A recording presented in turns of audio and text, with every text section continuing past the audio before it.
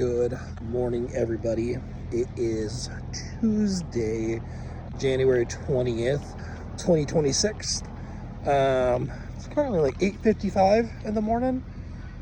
Another foggy day here in Central California, as you can see. You know what's crazy is last week, 2 weeks, it's been pretty foggy around here in this part of California.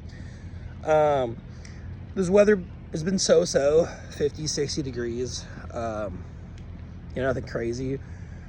But I was watching a video of one of the YouTubers I watch. Goes to Disneyland regularly. I was watching two of them actually. And one day it was 80 degrees in Anaheim.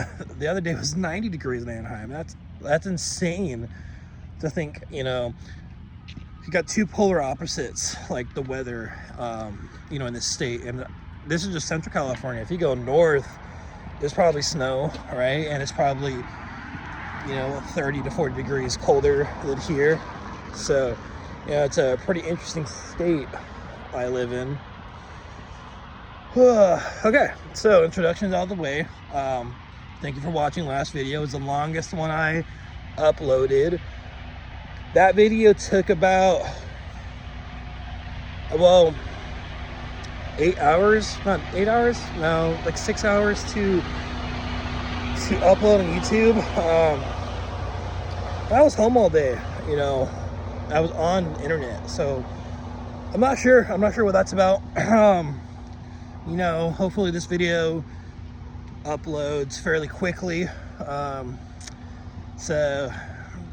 I don't know, we'll shoot for 15 minutes today, maybe 20 again if I got a lot of energy in me. So let us begin part 2 of story time. So there's a lot of things I skip over, a lot of things I don't think about.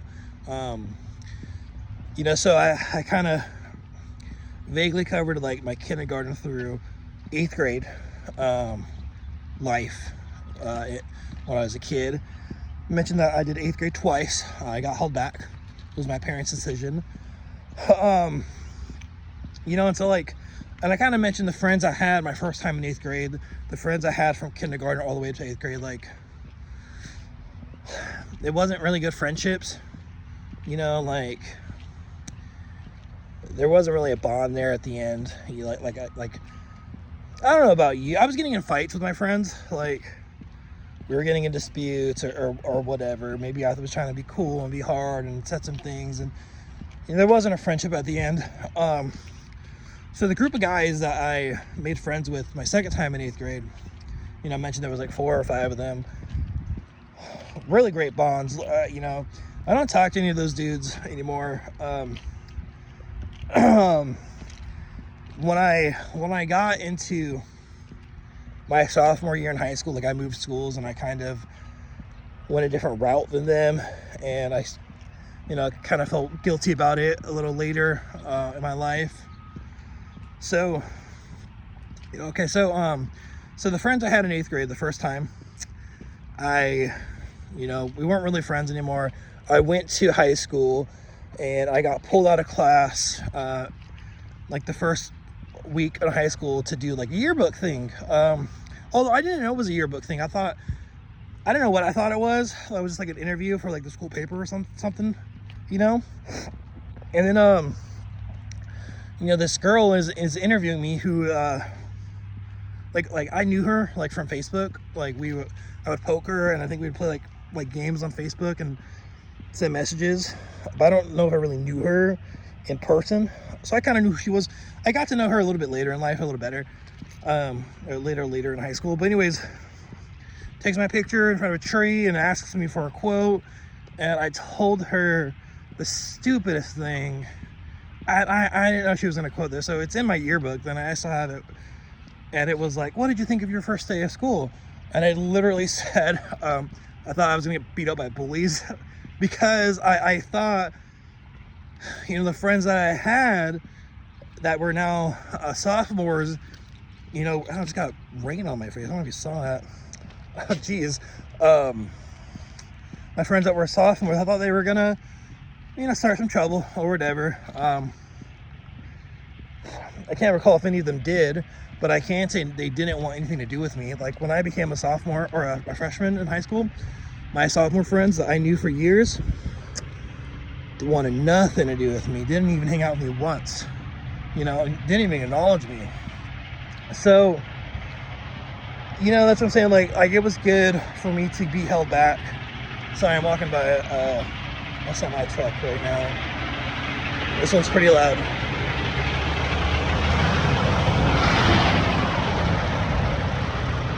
So, it was probably pretty good that I got held back just for like my friendship wise. Even though, the group of friends that I had second time in 8th grade and in freshman year, like we got in some trouble. We got in a lot of trouble. So only thing I will share is like, my second year of 8th grade, I don't remember what my grades were like, how like I was good academically, but my principal, Mr. Taylor, he was no longer the principal. And I mentioned that guy knew my whole family, knew my brother well, knew my dad, because I've been in trouble before. Yeah, but he was no longer the principal. I don't know what happened to him. He left. And so they brought in a new principal and a new vice principal. So everybody was changed. What does this look like? Yeah. So everybody was changed in the disciplinary scene. So I remember, and the vice principal and the principal hated me and my friends. I remember being at a rally, and we would always sit up like on the first row of the bleachers because it was dark, and we would get off the first row of bleachers and climb underneath them during the rally because we thought we were cool. And then so we're sitting there on the bleacher, and the vice principal, she got wind of this, so she would always stand by the door. And we're sitting there, and it was raining. It was a rainy day, so she was wearing like a long trench coat. She always wore this trench coat. And my buddy, Kenny, he leans over to me, and he says it pretty loudly. He goes, Miss So-and-so always wears that trench coat to hide the long spiked tail of the devil. And I lost it. I thought it was the funniest thing ever. I couldn't control myself. And she was heard. She turned around and heard and was like, William. And I was like, I didn't say anything. I'm just laughing. And she's like, well, who said it then? I don't know. I'm not sure who said that. And I don't remember what Kenny was doing. He might have been keeping a straight face, but I was losing it. So, we were all good buddies. Went into freshman year, and that didn't change. We were all really good buds. I think one of the things that did, kind of hurt us is we all like the same girl, so I think that was kind of a wedge. But at the time, I might have been dating a girl from the next town over. Like I kind of mentioned, I didn't really have a girlfriend I went to school with. I never had a girlfriend I went to school with, to be honest with you. None of the girls in my school wanted anything to do with me.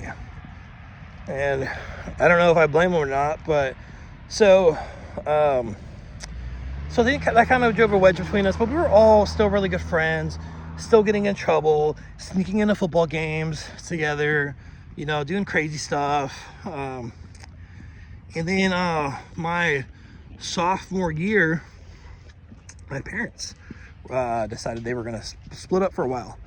So I went to go live with my dad at his parents' house, my grandparents in Modesto. My brother stayed with our mom in Houston. And, there was some, how do I say this? They were doing a lot of mysterious things, my parents. Things they always tried to keep secret from me. Things they only told my brother because he was older. So a wedge was driven in their relationship at that time in their life, right? And I went to go live with my dad and my grandparents, and I lost my room. I moved into like my grandpa's study, and my mattress was just on the floor. It was on the floor for a long time. So kind of lost like my identity, and I lost my friends. So I go to this new school in Modesto. Don't know anybody. I don't know a single person. And I go there in the beginning of the school year, like my sophomore year in Houston. I was there for maybe 2 weeks, and then I transferred out and went to Modesto. So I knew it was coming. Like I knew I was moving, and I was kind of excited, but I was not prepared for what that was gonna look like. So I moved schools, man, and for 4 months, maybe 3 months, until like mid-October, I did not know how to ask people if I could hang out with them during lunch. I kid you not, guys, I was a loner for a long time. And that's kind of where I really like fell in love with YouTube. I fell in love with YouTube. Well, I started watching YouTube. I started watching Rooster Teeth and Red vs. Blue my freshman year, specifically during summer school. During summer school is when I started watching it. But my sophomore year, I was alone. I started getting into Minecraft YouTubers as well as my Rooster Teeth, and you know, I started drawing fan art on my lunch hour, or because I didn't have anybody to hang out with. You know, I would sit at this one tree and just doodle and do fan art and listen to music on my iPod Shuffle, and that was it, man. That was my life for a minute. And I had friends in class. Like I had a bunch of friends in class, but again, I didn't know how to say, hey, can I hang out with you? You know, I didn't know how to say that. It was really awkward, embarrassing. You know, like in Houston, like I went to school with these people like since kindergarten, just about. You know, even like when I got held back in 8th grade, it wasn't that hard. Like I was, because those people like knew who I was, and they looked up to me. They're like, oh, well, it's cool, you got held back, and they chose to hang out with me. But when I saw my sophomore year, nobody knew who I was at the school, and there was a lot of fights my first day, and I was just like a big fish out of water. You know, like thinking, holy cow, what did I get myself into? So eventually, you know, a couple months will go by. It's October-ish, and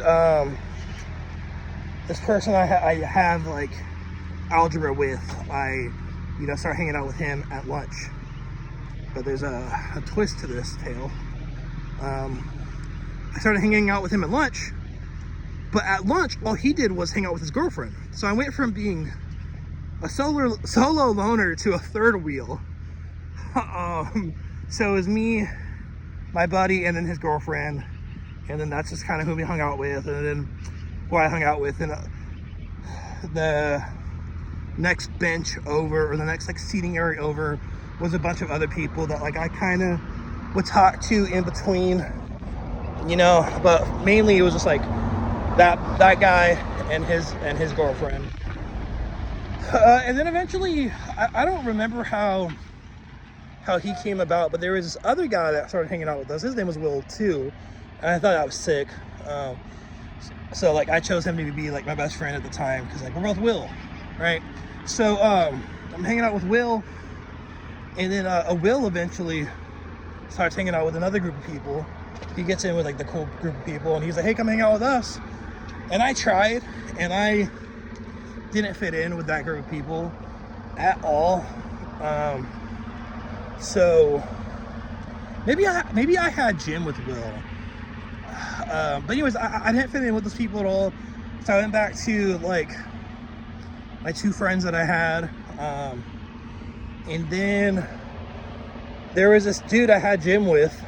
He had a really sick afro, and I saw him where he was hanging out at one day. Like he used to hang out by the lockers with a bunch of his friends, and so, you know, I didn't even ask him. Like I just saw him at lunch, went up to him, plopped my food down, and started eating next to him. And then the rest was history. You know, it was as simple as that.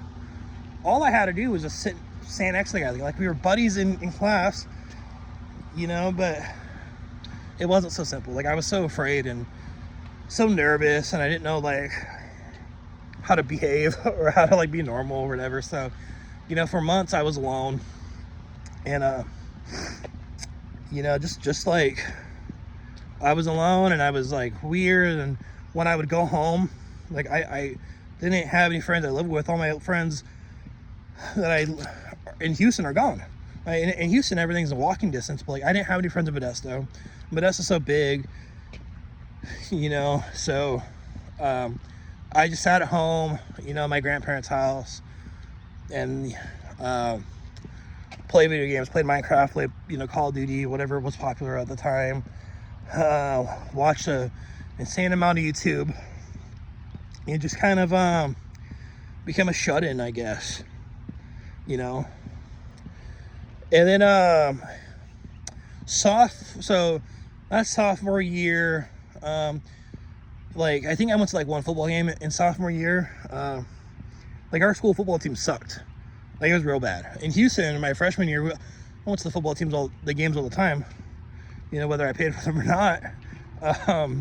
But this, like, I didn't do anything. Like, I didn't hang out with anybody my sophomore year. Like, I was alone at school for a lot of it, and at home for all of it. So the summer of my sophomore year, you know, my mom moves to her parents' house, and my brother decides to come live with me and my dad. So we go back to our house in Houston, and we're living in Houston for a little bit during the summer, but like, we're in the process of moving. Like, they're selling the house. So you know, like, I'm in my room again, but my bed's on the floor again. You know, so, and that's kind of where we started doing like some nefarious stuff. Like, I introduced my brother. So like, you know, my brother, like, he went to the private school for a little bit, and then he went to a charter school. He went to a charter school in like the next town over. So he didn't really know anybody in Houston. So I introduced him to some people that I knew. He clicked with them really well, became good friends with them, started doing some of the deeds, you know, some of the experimenting, and, you know, all that stuff. And I did as well. And so this is where, like, the part I kind of mentioned earlier where I regret. Like, I'm living in Houston again for the summer, and I chose not to hang out with these people. I chose not to hang out with those 4 or 5 best friends that I had, because they weren't doing the stuff that, like, these new people were doing. You know, like the stuff my brother was doing, and, like, you know, and all this stuff. So anyways, you know, I chose not to hang out with them anymore, and I kind of regretted that decision for a little bit. I kind of regretted it at the time, and I regretted it, you know, probably till like I was like 19 or so. Just thinking like, oh, my life could have been way different if I chose not to hang out with them. So I'm like kind of gassy. This tractor. So you know, so we you know, we're living in Houston. We're doing some stuff we're not supposed to be doing. My parents, they sell the house. My mom is living in the Bay Area with her parents. My dad, my brother, and I, we move into a 2-bedroom apartment pretty close to my grandparents' house, like 5 minutes by car. It's like 15 minutes walking, you know, down the street and around the corner. So I used to walk that neighborhood a lot, you know, when I lived with him and when I lived, you know, without them. So going into my junior year, like, we cut ties with everybody in Houston. Like, some stuff happened. There was a falling out. So I didn't talk to anybody in Houston at all for a minute. It's just about to hit the 20-minute mark, but I think I'm going to keep going. So I didn't talk to them for a minute. Neither did my brother. as far as I knew. Going into my junior year in high school, I got in trouble. I got into some serious trouble my junior year over some choices that I made, and they expelled me from Modesto City Schools. And so that was kind of a turning point in my life. That was like a little turning point in my life, not like a big one, because I didn't clean my act up right away. I'll share this. So I did something that landed me up in juvenile hall, and as I shared with you in the last video, that's where my father worked for 26 years. So I get booked, I'm in juvenile hall, I'm walking through the booking section, and I peek over and I see him, and my heart sinks, and I just think that, like, I'm a failure. You know, he's gonna see me, he's gonna be so pissed. What did I do? You know, then he ended up, you know, getting me released that day. They were gonna put me in a unit, but everybody there was afraid that, like, because my dad worked there, I would be targeted. So they were gonna tell all the PO, all the officers there, that my last name was James, because that was my middle name. So my name was gonna be William James, no middle name. And I was like, that's kind of dumb. You couldn't, like, make it Smith or maybe something cool, you know? But it was James. So, but that didn't happen. I got pulled out, you know, went home, and the conversation I had with my father was not a good one at all. Got into a lot of legal trouble. And, you know, some stuff happened. We're taking a turn. I should have warned you guys about 6 or 7 minutes ago that we're getting into some heavy stuff. So this is it. This is your warning. I'm going to talk about some heavy stuff right now. So you've been warned. So I was getting in fights with my dad and my brother a lot, sometimes physical, after that. And then something happened, you know, like mentally I wasn't okay anymore. And like I said some things that, you know, were scared my family. And so the things that I said rounded me up into a mental institution, if you will. So I was there. I was placed on a hold, and I was there for, I can't remember how long I did.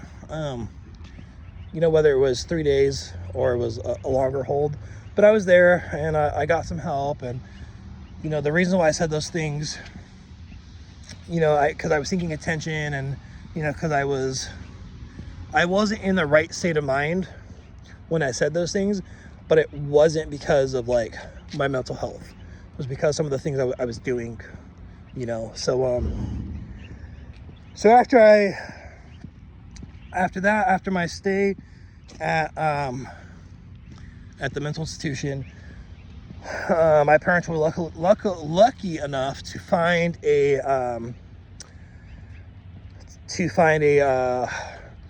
residential facility in town in Modesto, a residential treatment facility.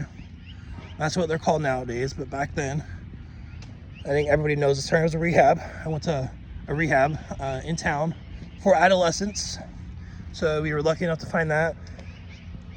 And I was around 17 at the time, so I was just able to go in, you know, as a youth. And that's when I met some people, not other clients. You know, I don't know if any other clients made it. Statistically, they don't, if I made it.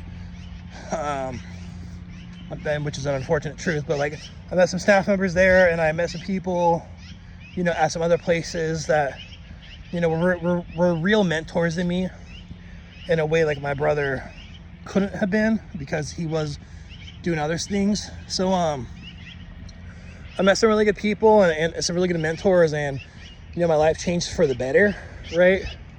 So I ended up going to school, going on independent study, finish up school at independent study, and that's kind of where I would leave that. So, you know, a real